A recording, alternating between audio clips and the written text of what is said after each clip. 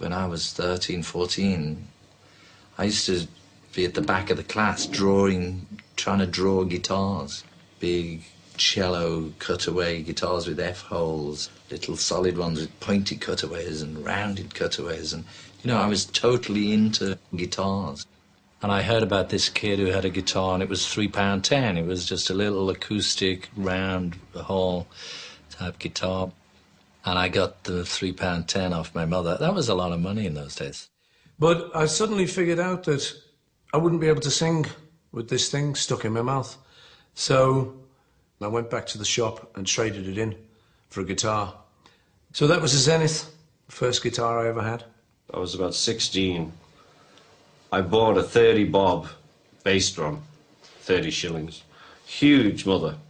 Just a huge one-sided bass drum. It's a joke in the family. Guitar's all right for a hobby, but it won't earn you any money.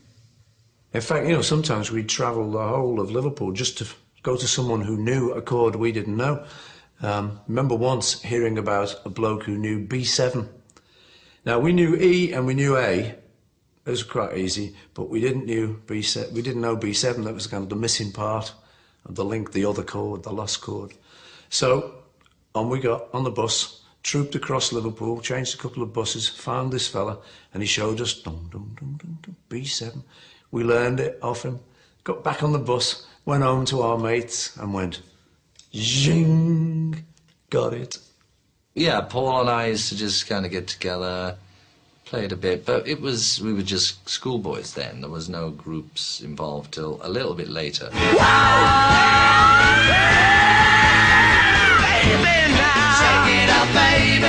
In those days, you know, they say beggars can't be choosers. And we were just desperate. You'd just get anything. Whatever film came, right, you'd just try and see it. Going to the corner, pick up my sweetie pie. She's a rock and roll baby. She's the apple of my eye. Ready, ready, ready, I'm ready. Ready, ready, ready, I'm ready. Ready, ready, ready, I'm ready, ready, ready to rock and roll.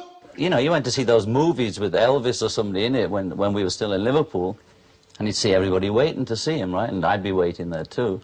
And they'd all scream when he came on the screen, right? So we thought, that's a good job. So when Girl Can't Help It came along, instead of us looking at these old black and white movies and thinking, there's Clyde McPhatter, there's Fats Domino, people we loved who were being treated quite shabbily, suddenly this was in colour and this was in widescreen, and there's a famous bit at the beginning of Girl Can't Help It where Tom Ewell comes on and he sort of says, OK now. Pardon me. Widescreen.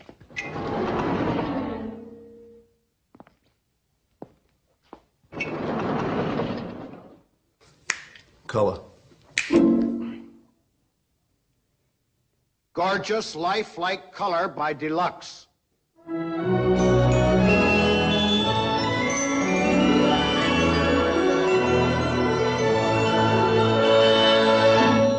Sometimes you wonder who's minding the store.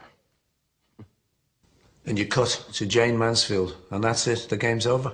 She walks by, the mean folks getting gross. Can't help it, the girl can't help it. If she winks an eye, the bread slice turn to toast. Can't help it, the girl can't help it. If she got a lot of what they call the most. Can't help it, the girl can't help it. I went to see Rock Around the Clock in the Isle of Man. My grandparents took me there after I came out of hospital.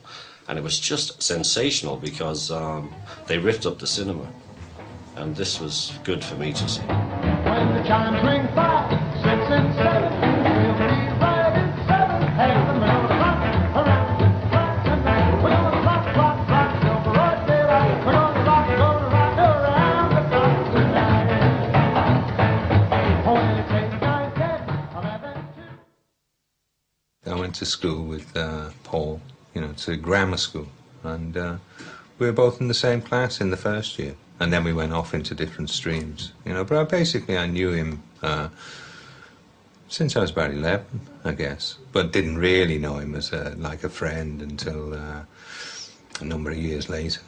I met George at the Liverpool Institute as well. He was a year younger than Paul and I. And, yeah, I met George. We used to smoke behind the air raid shelters together. George and I lived very near each other in Liverpool. So, in fact, we were just a bus stop away from each other. I'd get on the bus, and then the stop afterwards, George would get on. So being quite close in age, we'd sit together and we'd talk about stuff and that. In fact, he was, I think, about 1.5 years younger than me. That's quite a big age difference at that time. So I suppose I used to talk down to him a little bit, as you do to a sort of kid who's 1.5 years younger than him, when he's sort of 14.5 and I'm sort of 16, you know. Might have been a failing of mine to tend to sort of talk down to him because I'd known him as a younger kid. He was always about 9 months older than I. Even now, he's still 9 months older than me.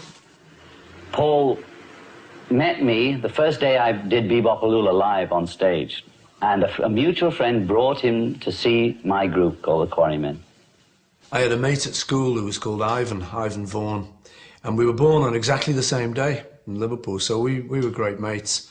And one day he said, "Do you want to come to the Wilton Village Fete?" So I said, "Yeah, all right." So we went along one Saturday afternoon. I remember coming into the field where they had the fete, and just a bit over there was a wagon, and on the back of this, or a little stage or something, up on this stage, there was a few lads around, and there was one particular guy I noticed at the front, had a sort of checked shirt, sort of blondish kind of hair, a little bit curly, sideboards, looking pretty cool, and he was playing sort of one of these guitars guaranteed not to crack, you know, not a very good one, but he was making a very good job of it, you know, and I remember being quite impressed. And he was doing a song by the Del Vikings called Come Go With Me.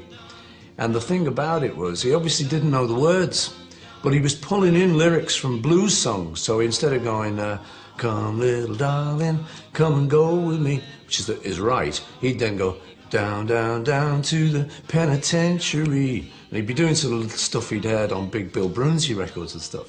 So I thought, that's clever. He's pretty good. That was John.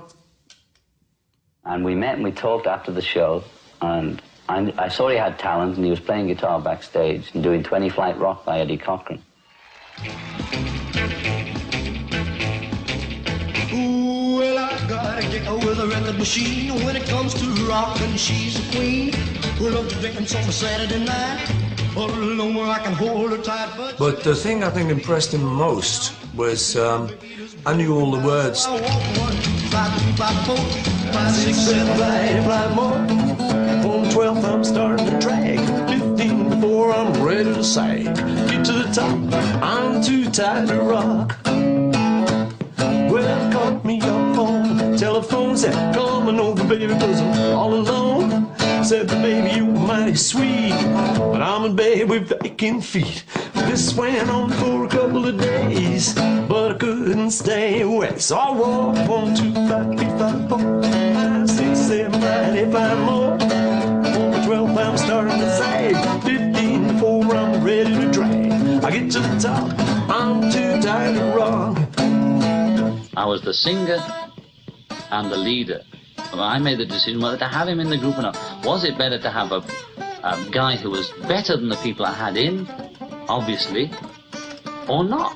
And that decision was to let Paul in to make the group stronger. And I turned around to him right then on first meeting and said, "Do you want to join the group?" And I think he said yes the next day. George came through Paul. I said, "Well, I've got this friend who's really good, you know." And they said, "Well, yeah, like what?" You know, I said, "Well, he can play raunchy perfectly. Down, down, down, down, down, down." And we all loved that song. So we said, "Well, gotta try him out." And remember, we ended up on the top deck of a bus, empty, late night bus kind of thing, and just us there. And he said, "Go on, George, get your guitar out. Go on, you show him, man." I thought, you know. And he got it out. Down, down, down. Sure enough, note perfect, raunchy. You're in.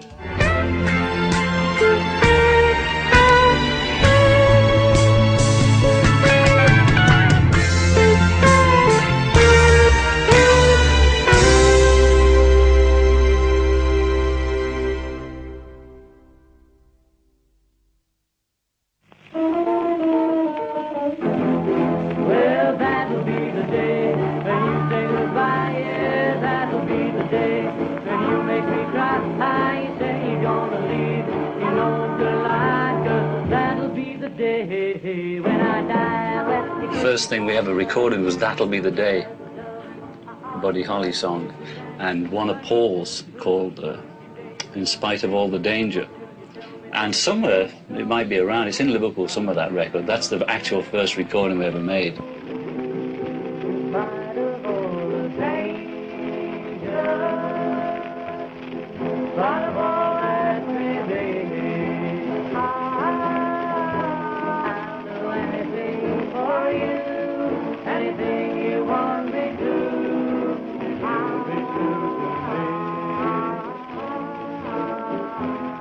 And everybody hung round in this club in Liverpool called the Jacaranda, which was near the art school, near Paul and George's school, in the centre of Liverpool.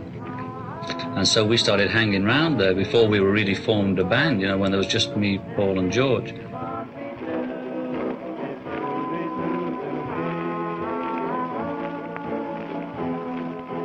We used to show up for gigs with just 3 guitars, and the person booking us would say, where's the drums then? And to cover this eventuality, we say, the rhythm's in the guitars. We once tried to do this audition for Carol Levis. There was this guy, Carol Levis Discoveries, and the scam, what it was that, you know, everybody would go on an audition and then they'd pick out somebody out of the auditions. You say, okay, you, and they'd pick out about probably 20 different acts to go on. And they'd have an audience, and then they'd have the clapometer, and whoever won would go on into the final or come back next week. And it was just something that kept on going. We went in for one of those. So we were going up on the train from Liverpool to Manchester, rehearsing what we were going to do. And only me and George had our guitars. I think John must have sold his or busted or something. He didn't have his with him. Okay, there's just the 2 of us with the guitars, and as it happened, it looked good because Paul was like left-handed and I was right-handed, and still am. And John was in the middle, and like John stood there with a hand on each shoulder, you know, think it over what you just said. Ba, ba, ba. Me and George. John would do the lead, and we were also going to do Rave On. So we went, we did it, he put his arms around us and stuff, and it was okay. We didn't win, as usual, but I believe that day some unfortunate person in that theatre was relieved of his guitar.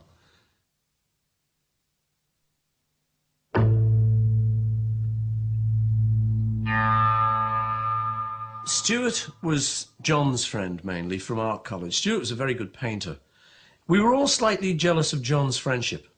John being a little bit older, certainly than me, certainly than George. He was a little bit, you know, you wanted to sit next to him on a bus and stuff, like he's the older fellow, you know, it's just the way it was. Now, so when Stuart came in, it was a little bit of he was sort of taking a little bit of that position away from us. We had to take a little bit of a back seat. The famous stories where he sold his painting to John Moore exhibition or something like that. So the question was, what do you do with 75 quid? So we said, you know, that happens to be the exact amount it takes to buy a Hofner bass, and that'd be a great thing to spend the money on. He said, no, I'm a painter, I've got to spend on paints and such like, you know. We said, no, Stuart, really? And John and I kind of gave him quite a sort of persuasive argument that the best thing to do, obviously, was to buy this Hofner bass, which he did. He went and did that. And only trouble was he couldn't play it. But it was better to have a bass player who couldn't play than to not have a bass player at all.